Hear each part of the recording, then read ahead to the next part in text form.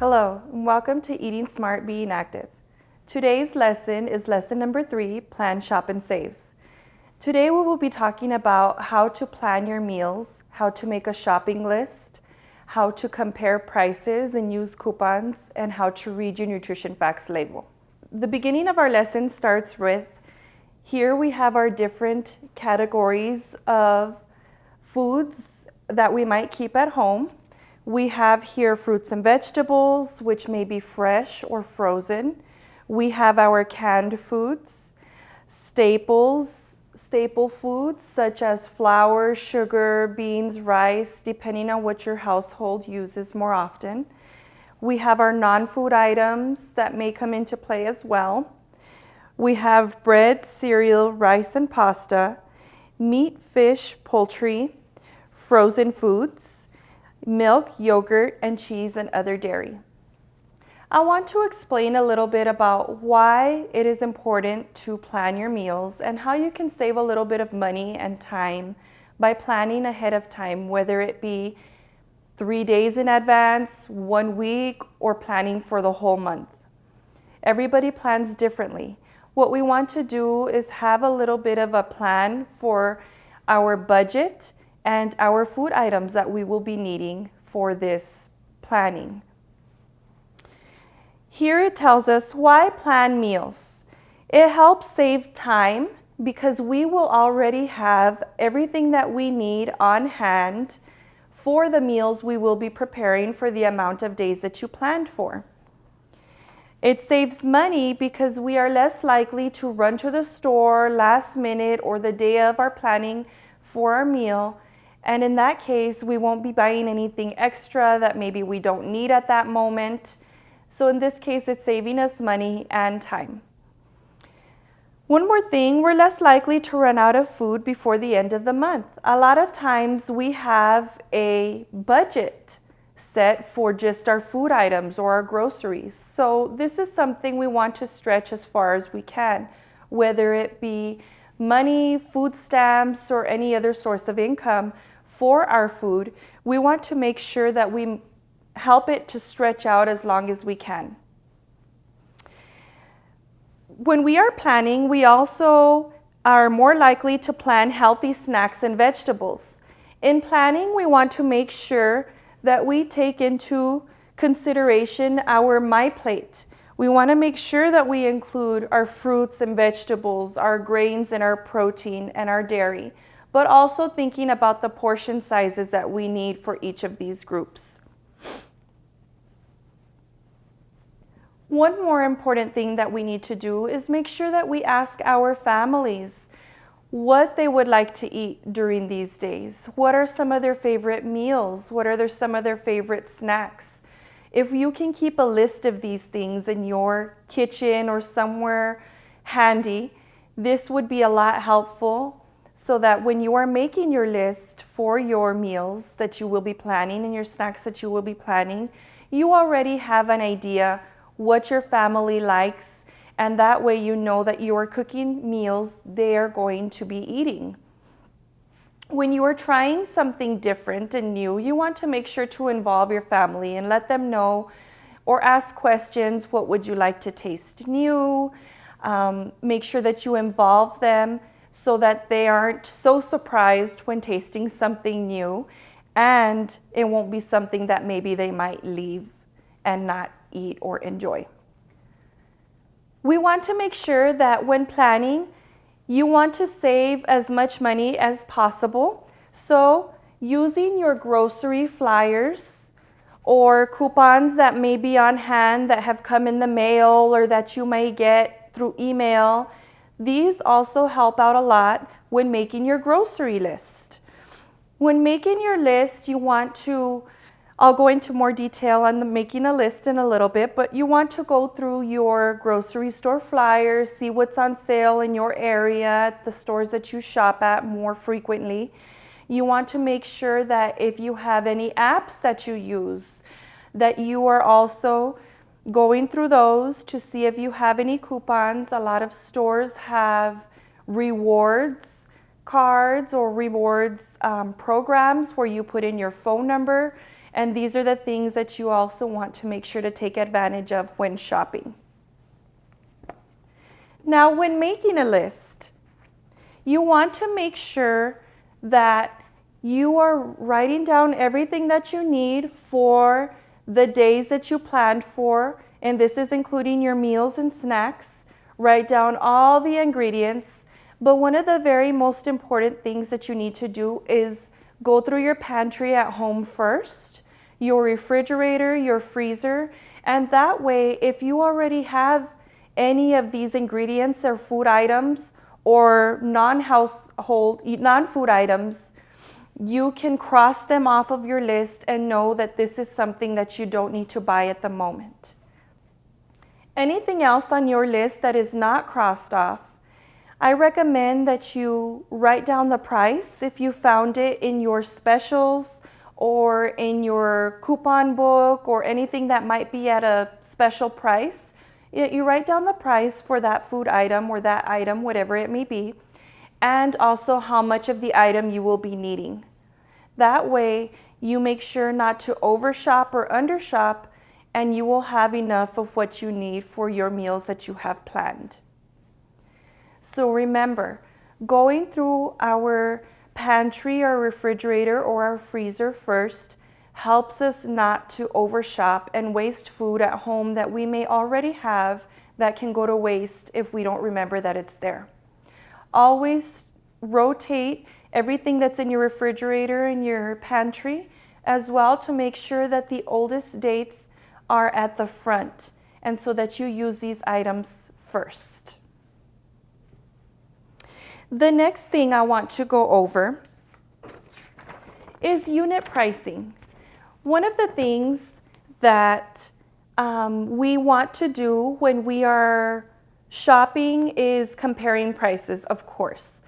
But when we are at the grocery store, we may find a couple of different items that we want to compare in different situations. Here in my handout, I have the first example shows tomato sauce in the same brand but in two different sizes. The second example down here shows pinto beans in the same size but two different brands. And the third example that I have here is cheese, which is the same size or ounces, but in different, one's a block cheese and one's already prepared for us, which is shredded. So we will be comparing the three of these items to show how there is differences in when you are shopping to make sure that you compare prices, and after that, turn to the nutrition facts labels. Our first example we have here is our tomato sauce. Now, depending on how you will be using this food item, and it could be anything of the same brand in different sizes, we will be talking about different sizes because you might need more of it at the moment for a larger dish, and in that case you might be looking for a larger amount. Although we do have situations where you might need for several different dishes but smaller amounts at a time. So depending on your situation, we have a different comparison here. It says take the total cost of the item and divide it by the total size of the item. For example, our first tomato sauce is the larger can, which is 29 ounces at $1.49. What we want to do is divide $1.49 by 29 ounces, and that gives us 5 cents per ounce. Now we have a smaller can, which is 15 ounces at 79 cents. So we have the total cost, 79 cents divided by 15 ounces, and that gives us 5.3 cents per ounce. Now there's not much difference there. This is the store brand, an example of the store brand.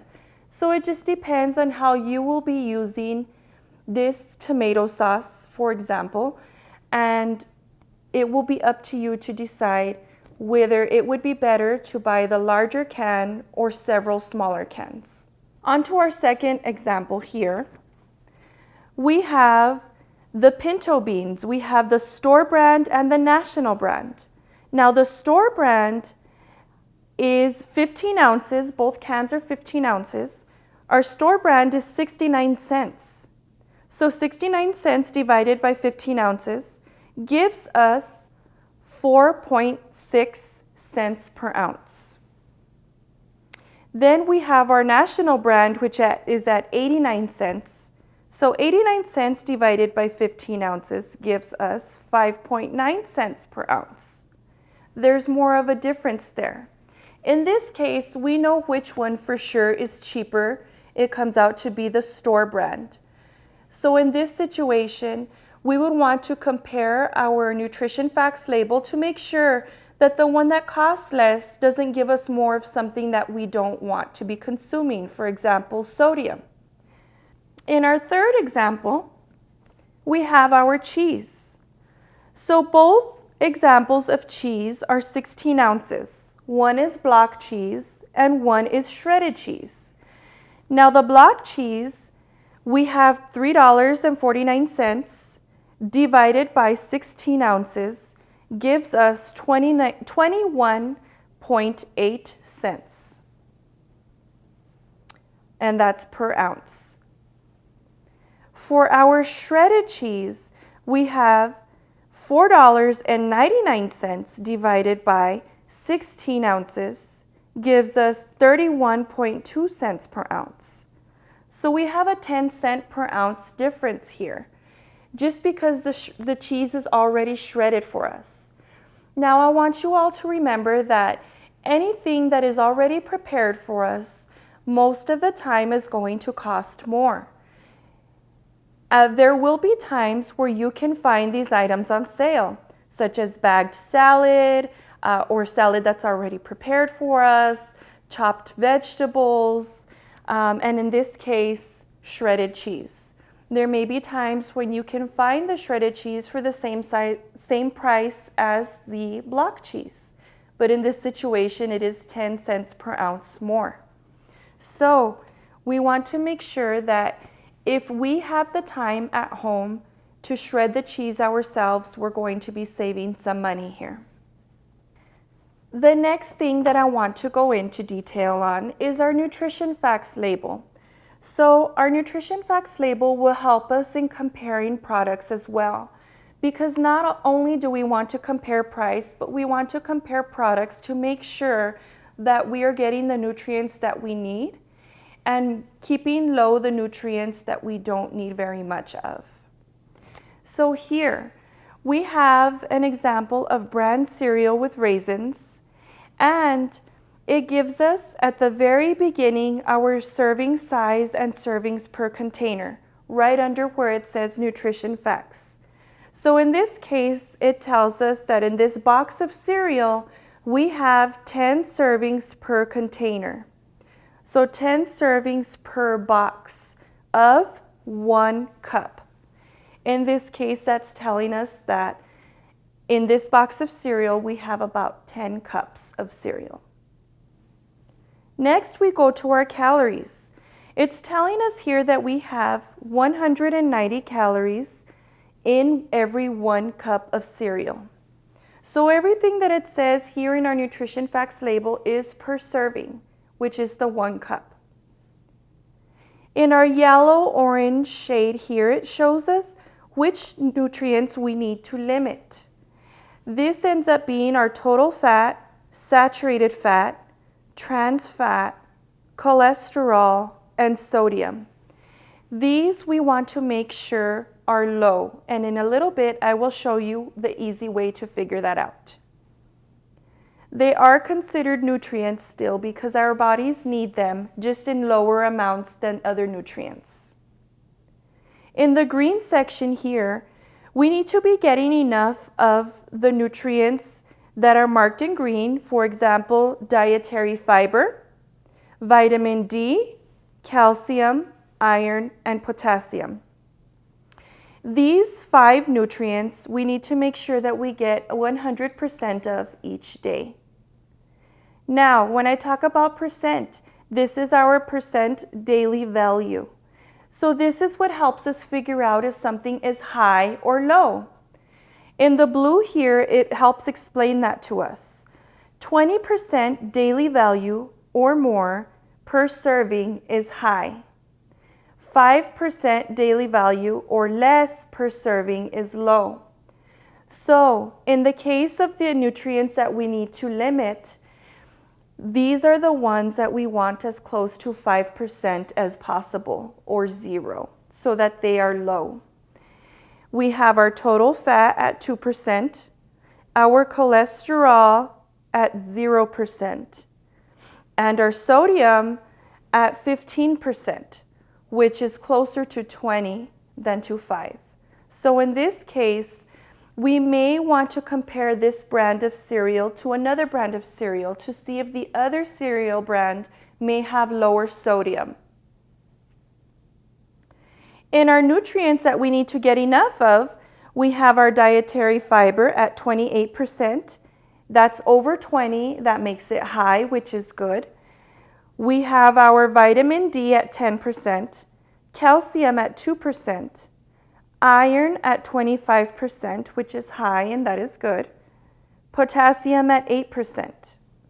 Now in the nutrients that we need, if they aren't at 20% or more, this may be because we need to be getting these nutrients from other foods or other food groups. They won't always be high in one product. So back to the beginning and talking about our key points. When grocery shopping, we need to be making a list. We need to write down all the foods needed for meals and snacks for the week or for the amount of time that you will be planning for. We need to write down the amount needed for each food, and this will help you not to overshop or undershop. We need to be sure that we check our refrigerator, freezer, and cupboards or pantry so that you can cross off the items that you have on hand and you won't purchase items that you don't really need to purchase at the moment. We also need to make sure that we take our grocery list with us, a pen, and coupons to the store. If it helps to keep your grocery list in your purse, in your vehicle, or even make your grocery list on your phone, try to figure out whatever's easier for you so that it will work out better in order not to forget your grocery list. Also, one thing that is really important is to not shop while you are hungry. This can help lead to cravings, to food cravings for items that we don't need at the moment. And a lot of times it can be unhealthy items. It's easier to stick to your list if you shop when you are not hungry. And on the back of our review page, we also want to make sure that we can take into consideration our food safety. Don't buy cans that have leaks, bulges, rust, or dents. This is something that is very important. If you do find that when you were grocery shopping and you pick up a can that may have a dent in it, try to remember to switch it out for another can that is nice and fresh looking before you leave the store. This is something that can cause foodborne illness. Buy only the amount of food that you need.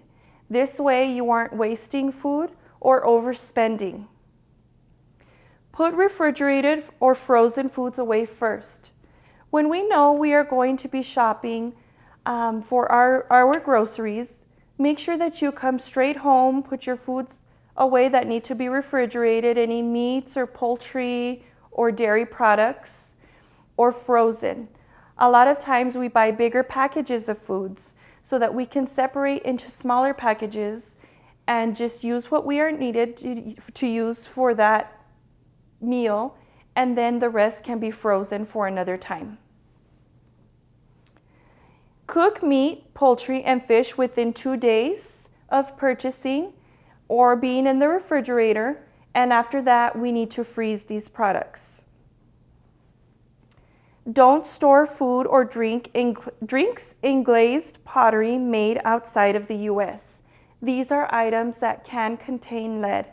We want to make sure that we keep our families safe by trying not to consume any food or drink items out of these glazed pottery that are not made in the US.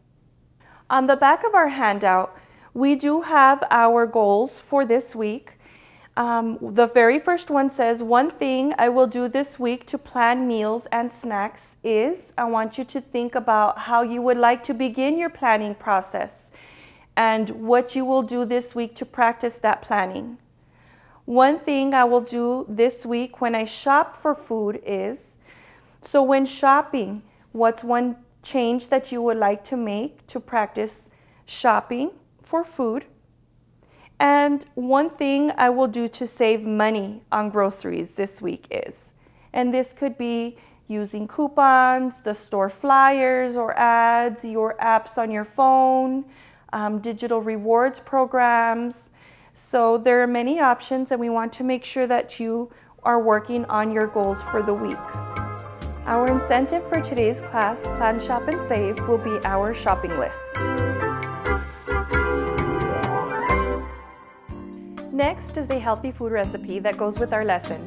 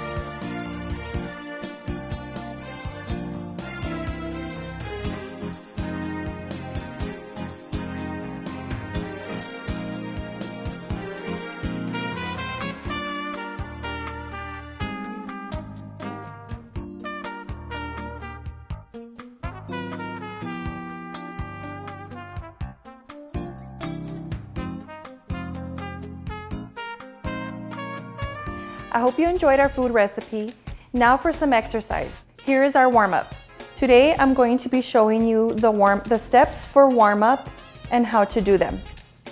So with our first step, we want to go ahead and make sure that our feet are shoulder width apart. We want to stretch our arms out and reach for the sky. And we want to do this about 3 to 4 times. And it's just starting to get our blood moving. And we're going to either move our arms with us, or you can keep them down at the side.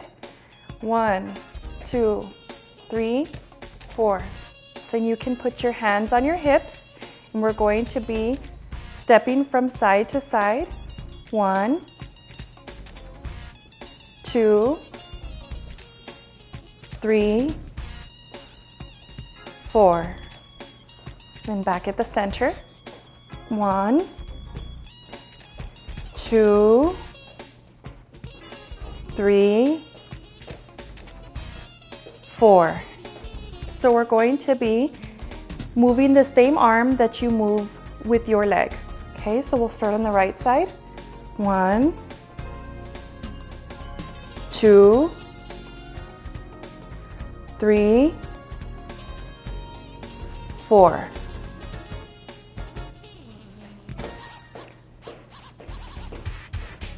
One, 2, 3, 4. Okay, so we're going to make sure that we step to the side. And some of these steps are repeated, but again, this is to get you warmed up and get your blood flowing.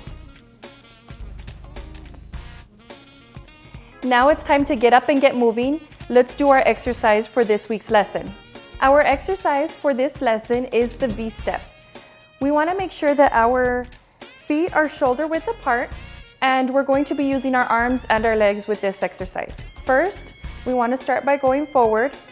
1, 2, 3, 4. You want to make sure that when you do this exercise, you do 2 sets of 8. Next, we're doing a little bit of a cool down exercise. I want you to begin this exercise by breathing in, moving your arms up, and breathing out when you move your arms down. in.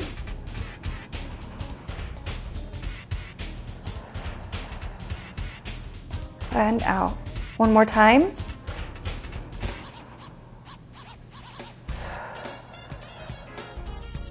And this helps calm your body down after an exercise so that you can make sure that if it's in the evening especially, it helps slow your body down and your heart rate isn't going as fast. Also, we want to make sure that we remember that as adults, we need 30 minutes of exercise 5 days or more out of the week. And for children and teenagers, they need an hour at least each day. Thank you for participating at this week's exercise. I hope you enjoyed yourselves, and I will see you all at our next lesson.